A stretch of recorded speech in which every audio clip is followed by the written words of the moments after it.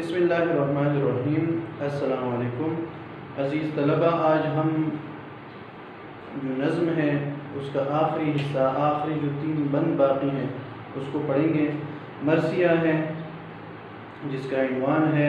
میدان کربلا میں گرمی کی شدت۔ تو آپ اپنی کتابیں اٹھائیں اور صفحہ 118 پہ دیکھیں۔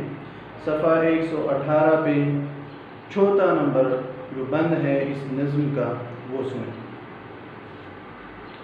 کوسو کسی شجر میں نہ گل تھے نہ برگ و بار، ایک نخل جل رہا تھا صورت چنار، ہنستا تھا کوئی گل نہ لہکتا تھا زبزار، کانٹا ہوئی تھی سوکھ کے ہر شاخ باردار، گرمی یہ تھی کہ زیست سے دل سب کے سرد تھے، پتے بھی مثل چہرے مدقوق زرد تھے۔ کوسو کسی شجر میں نہ گل تھے نہ برگ و بار، کوسو یعنی کئی کوس، دور دور تک، کوسو دور مطلب ہے بہت دور، دور تک، شجر درخت، گل پھول، برگ پتے، اور بار پھل یا ثمر۔ گرمی کی شدت کی وجہ سے میر انیس کہہ رہے ہیں کہ دور دور تک کسی شجر میں نہ پھول تھے اور نہ اس میں پتے تھے اور نہ کوئی پھل وغیرہ اس میں موجود تھا۔ انتہائی گرمی کی وجہ سے پھول بھی ختم ہو گئے تھے، پتے بھی زرد ہو چکے تھے، پتے بھی گر گئے تھے اور پھل بھی اس میں سے ختم ہو چکے تھے۔ ایک نخل جل رہا تھا صورت چنار، ایک نخل بھی درخت کو کہا جا سکتا ہے اور چھوٹے جو پودے ہیں اس کو بھی نخل کہا جاتا ہے، تو نخل کے معنی میں آپ درخت اور پودا لکھ سکتے ہیں۔ ایک نخل، ایک پودا جل رہا تھا صورت چنار، تشبیہ دی گئی ہے صورت کی طرح، بمعنی کی طرح، صورت چنار یعنی چنار کے درخت کی طرح۔ اب چنار کے درخت میں یہ ہوتا ہے کہ اس کے جو پھول ہیں وہ انتہائی سرخ ہوتے ہیں، جب پھول اس میں کھل جاتے ہیں تمام تو وہ جو درخت ہیں وہ بھی مکمل سرخ دکھائی دیتا ہے۔ تو اسی لیے انہوں نے تشبیہ دی ہے کہ ایک پودا ایسا سرخ دکھائی دے رہا تھا جیسے کہ چنار کا درخت سرخ ہوتا ہے، چنار کے سرخ درخت کی طرح سارے پودے گرمی کی شدت کی وجہ سے جل رہے تھے اور سرخ ہو گئے تھے۔ ہنستا تھا کوئی گل نہ لہکتا تھا سبززار، ہنستا تھا کوئی گل پھول، کوئی پھول ہنس نہیں رہا تھا۔ تو اب یہ تو واضح ہے کہ پھول ہنستا نہیں ہے، لیکن مطلب اس کا یہاں پہ یہ ہے کہ کسی بھی پھول پر وہ چمک دمک باقی نہیں رہی تھی، انتہائی گرمی کی وجہ سے پھول بھی مرجھا گئے تھے۔ اور آگے کیا ہے کہ نہ لہکتا تھا سبززار، لہکنا، لہلہانا، ہلنا، جھومنا، نہ پھول ہنس رہے تھے، نہ پھولوں پہ کوئی وہ چمک دمک تھی اور نہ سبززار میں لہلہاہٹ تھی، نہ سبززار میں کوئی کیا ہے کہ ہوا کی وجہ سے جب وہ جھومتے ہیں، سبززار یعنی وہ میدان جو ہرا بھرا میدان جس میں پھول پودے ہوں، تو کوئی بھی پودا نہیں ہل رہا تھا، سبززار جو تھے وہ بھی مرجھا گئے تھے، وہاں پہ بھی جو پھول تھے جو پودے تھے وہ سب کے سب مرجھا گئے تھے، اس میں وہ لہلہاہٹ، وہ جمجماہٹ اس میں نہیں تھی۔ کانٹا ہوئی تھی سوکھ کے ہر شاخ باردار، شاخ باردار وہ شاخ جس پہ پل ہو، پلدار شاخ، ٹھیک ہے۔ تو وہ جو پھل رکھنے والی شاخ تھی وہ شاخ بھی کانٹا ہو گئی تھی، کانٹا مطلب سوکھ کے وہ کانٹے کی مانند وہ شاخیں دکھائی دے رہی تھی، سب کے سب سوکھ گئی تھی۔ تو یہاں پہ بھی تشبیہ دی گئی ہے کہ پھلدار جو شاخ تھی وہ ایسی سوکھ گئی تھی جیسے کہ کانٹا سوکھا ہوتا ہے، کانٹے کی طرح پھلدار شاخ بھی سوکھ گئی تھی۔ گرمی یہ تھی کہ زیست سے دل سب کے سرد تھے، ایسی گرمی تھی کہ لوگوں کے دل زندگی سے بیزار ہو گئے تھے۔ زیست بمعنی زندگی، سرد ہونا، دل سرد ہونا، دل بیزار ہونا، کسی چیز میں دل نہ لگنا۔ اتنی گرمی تھی کہ اس گرمی کی شدت کی وجہ سے تمام مخلوقات کا دل زندگی سے بیزار ہو گیا تھا، وہ زندگی میں وہ مزہ، زندگی میں وہ رونق، وہ خوبصورتی باقی نہیں رہی تھی۔ پتے بھی مثل چہرے مدقوق زرد تھے، اور جتنے پتے تھے، یہاں پہ بھی تشبیہ دی گئی ہے کہ پتے مدقوق اس شخص کو کہا جاتا ہے جس پہ دق کی بیماری ہو۔ دق کی بیماری ایسی بیماری ہوتی ہیں جس میں مریض پر ہمیشہ بخار چڑھا ہوتا ہے، ساتھ میں کانسی ہوتی ہے، اور پھیپھڑوں کو وہ نقصان پہنچاتا ہے، جس کی وجہ سے مریض کا چہرہ زرد ہو جاتا ہے۔ تو یہاں پہ وہ تشبیہ دے رہے ہیں کہ پتے ایسے زرد ہو گئے تھے جیسے کہ دق کے مریض کا چہرہ زرد ہوتا ہے۔ تو یہاں پہ بھی تشبیہ موجود ہے۔ تو چوتھے شعر میں بھی میر انیس گرمی کی شدت بیان کرتے ہوئے کہتے ہیں کہ ایسی گرمی تھی کہ اس گرمی کی وجہ سے صرف انسانوں کا حال برا نہیں تھا، جتنی اور مخلوقات تھیں ان کا بھی حال انتہائی برا تھا۔ کوسوں دور دور تک کسی بھی شجر پر، کسی بھی درخت پر نہ گل تھے، نہ پھول تھے، نہ اس پہ پتے تھے، اور نہ اس پہ کوئی پھل دکھائی دے رہا تھا۔ سارے پودے انتہائی گرمی کی وجہ سے جل رہے تھے، اور جلتے ہوئے ایسے سرخ ہو گئے تھے جیسے کہ چنار کا درخت سرخ ہوتا ہے۔ یا آپ یہ بھی کہہ سکتے ہیں کہ یہ جو چنار کا درخت ہے، اس کی لکڑی یہ آگ بہت جلدی پکڑ لیتی ہیں، اور بہت زیادہ آگ اس میں بہت ٹائم کے لیے، بہت وقت کے لیے اس پہ وہ آگ لگی ہوتی ہیں۔ تو یہ کہتے ہیں کہ سارے پودے ایسے جل رہے تھے جیسے کہ چنار کا درخت جلتا رہتا ہے، اور اس گرمی کی وجہ سے پھولوں کی چمک دمک ختم ہو گئی تھی، کوئی بھی پھول ہنس نہیں رہا تھا، اور نہ سبززار میں لہلہاہٹ تھی، نہ وہ جھوم رہے تھے،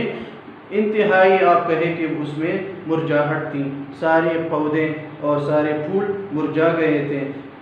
پھل رکھنے والی شاخ بھی ایسی سوکھ گئی تھی جیسے کہ کانٹے سوکھے ہوتے ہیں، اور ایسی گرمی پڑ رہی تھی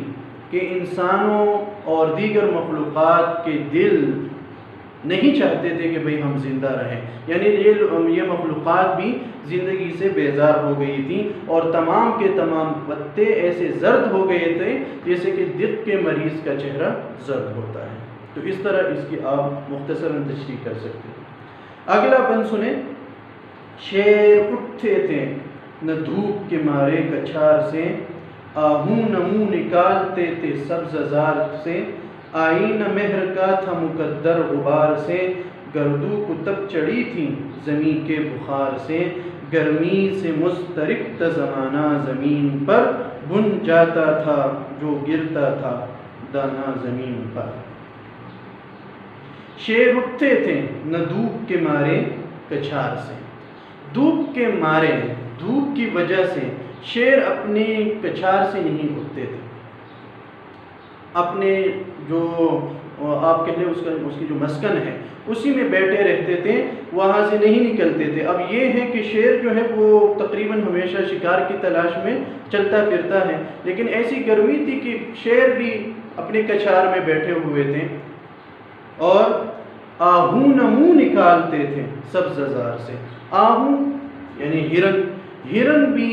کسی سبززار میں پڑا رہتا، وہیں پہ وہ اس سے منہ نہیں نکالتا تھا، یعنی ایک ہی جگہ پہ کسی سائے میں وہ لیٹ جاتا اور پھر وہاں سے نکلنے کا نام نہیں لیتا تھا، کیونکہ انتہائی گرمی تھی۔ آئینہ مہر کا تھا مقدر غبار سے، اب بہت زیادہ گرمی کی وجہ سے یہ گرد و غبار بھی بہت زیادہ بڑھ جاتی ہے، کیونکہ بارش نہیں ہوتی، اس وجہ سے یہ کہہ رہے ہیں کہ مہر کا آئینہ جو تھا، مہر بمعنی سورج، یہ کہتے ہیں کہ سورج کا جو آئینہ تھا وہ غبار سے میلا ہوا تھا، اس پہ گرد و غبار پڑی تھی۔ تو سورج کا آئینہ مطلب یہ کہ ہر طرف گرد و غبار، ہر طرف کیا ہے، گرد و غبار اڑ رہی ہیں، اور سورج ہونے کے باوجود یہ آپ کہہ لیں کہ جو دن ہے وہ صاف نہیں ہے۔ گردو کو تب چڑھی تھی زمین کے بخار سے، گردو بمانے آسمان، گردو آسمان کو کہا جاتا ہے، یہ کہتے ہیں کہ آسمان کو تب چڑھی تھی، تب بخار کو کہا جاتا ہے، کس وجہ سے؟ زمین کے بخار سے، کہ زمین اتنی گرم تھی کہ زمین کی گرمی جاتے جاتے آسمان تک پہنچ گئی، اور آسمان بھی اس گرمی کی وجہ سے گرم ہو گیا، یعنی ایسا لگ رہا ہے کہ آسمان کو بھی بخار چڑھ گیا ہے۔ تو یہ مبالغہ ہے جو کہ شعراء کی عادت ہوتی ہے، مبالغہ آرائی وہ بہت زیادہ کرتے ہیں۔ تو اس بند میں بھی اور باقی جتنا مرثیہ ہیں تمام میں مبالغہ آرائی سے کام لیا گیا ہے۔ آگے کہتے ہیں گرمی سے مضطرب تھا زمانہ زمین پر، مضطرب بے چین پریشان، سارا زمانہ یعنی سارے لوگ ساری مخلوقات گرمی سے بے چین تھے، گرمی سے پریشان تھے۔ بن جاتا تھا جو گرتا تھا دانا زمین پر، اور یہ گرمی کی شدت کیا تھی؟ اتنی گرمی تھی کہ زمین اتنی گرم ہو گئی تھی کہ کہیں پہ کوئی دانہ اگر گر جائے زمین پر تو وہ اسی وقت بن جاتا، یعنی کہ زمین بمثل تنور تھی کہ جیسے ہی اس میں کوئی دانہ گر جاتا تو وہ وہیں پک جاتا تھا، بن جاتا تھا۔ تو اس بند میں بھی وہ گرمی کی شدت بیان کرتے ہوئے میر انیس کہتے ہیں کہ گرمی کی شدت اتنی زیادہ تھی کہ شیر جو کہ عموماً شکار کی تلاش میں چلتا پھرتا ہے وہ بھی اپنی کچار میں اپنی مسکن میں پڑا رہتا تھا، شیر پڑے رہتے تھے، وہاں سے نہیں اٹھتے تھے، اور ہرن بھی کسی سبزہ زار میں لیٹ جاتے، کسی سبزہ زار میں بیٹھ جاتے اور پھر وہاں سے نکلنے کا نام ہی نہیں لیتے تھے، وہاں سے منہ بھی نہیں نکالتے تھے، اور سورج کا آئینہ گرد و غبار کی وجہ سے میلا تھا ہر طرف، یعنی کہ ہر طرف گرد و غبار تھی، اور ایسی گرمی تھی کہ زمین کی تپش آسمان تک پہنچ گئی تھی، اور ایسا لگ رہا تھا کہ زمین کی یہ گرمائش کی وجہ سے آسمان کو بخار چڑھا ہوا ہے، اور اس گرمی سے تمام زمانہ سارے لوگ اس گرمی سے پریشان تھے، بے چین تھے، اور یہ زمین اتنی گرم تھی کہ کوئی دانہ اگر اس پہ گر جاتا تو وہ اسی وقت بن جاتا تھا۔ تو یہ بھی انتہائی مبالغہ آرائی ہے، لیکن اس کو بیان کرنے کی وہ منظر کشی وہ کر رہے ہیں کہ کہاں تک یہ گرمی تھی، اس طرح بات انتہائی اس بات میں زور آ جاتا ہے مبالغہ آرائی سے۔ اب آخری بند آپ سنیں، گرداب پر تشعلے جوالہ کا گماں، انگارے تھے حباب تو پانی شرر فشاں، منہ سے نکل پڑی تھی ہر ایک موج کی زباں، تہ پر تھے سب نہنگ مگر تھی لبوں پہ جا، پانی تا آگ گرمی روزے حساب تھی، ماہی جو سیخ موج تکائی کباب تھی۔ گرداب پر تا شعلے جوالہ کا گماں، گرداب کہا جاتا ہے بور کو، شعلے جوالہ سے مراد ہے گھومنے والا شعلہ، چکر کھانے والا شعلہ، اس سے آپ معنی لے سکتے ہیں۔ تو یہ کہتے ہیں کہ شدید گرمی کی وجہ سے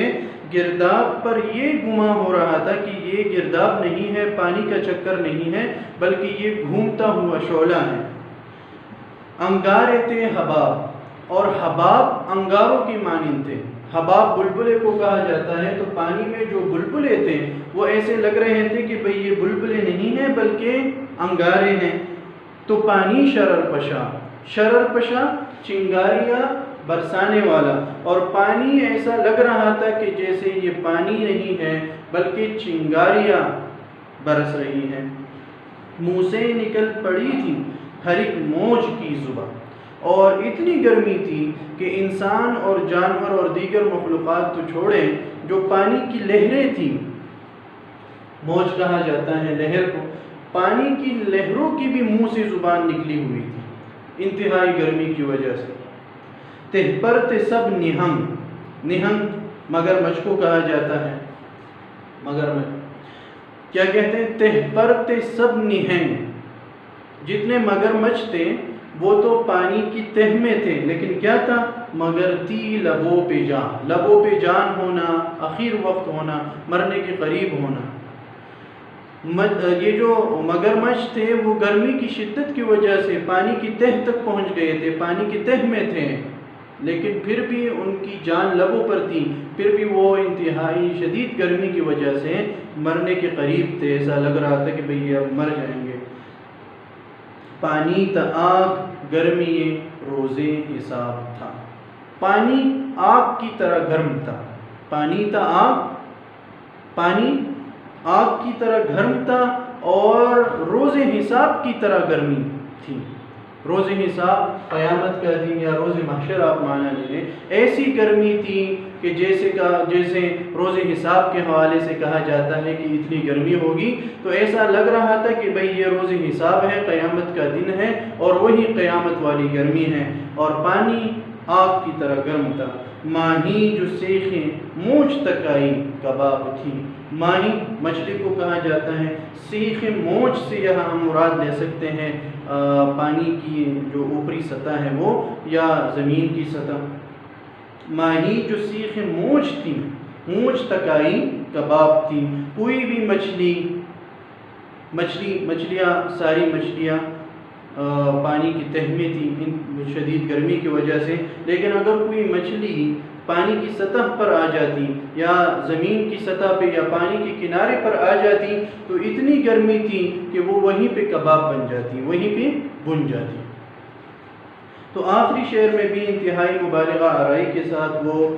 منظر کشی کر رہے ہیں میدان کربلا میں گرمی کی شدت کی۔ تو کیا کہتے ہیں کہ ایسی گرمی تھی، ایسی شدید گرمی تھی کہ پانی میں بھور پہ یہ گمان ہو رہا تھا کہ یہ بھور نہیں ہے، یہ پانی کا چکر نہیں ہے، بلکہ یہ گھومتا ہوا شعلہ ہے۔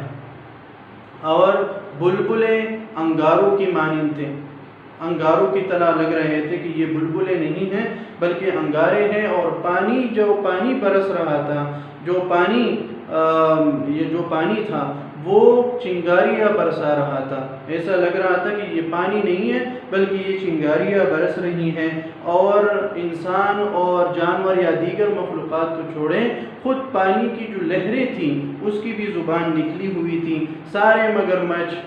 پانی کی تہ میں تھے، لیکن پھر بھی گرمی کی شدت کی وجہ سے ان کی جان لبوں پر تھی، یعنی وہ مرنے کے قریب آ گئے تھے، اور آگ کی طرح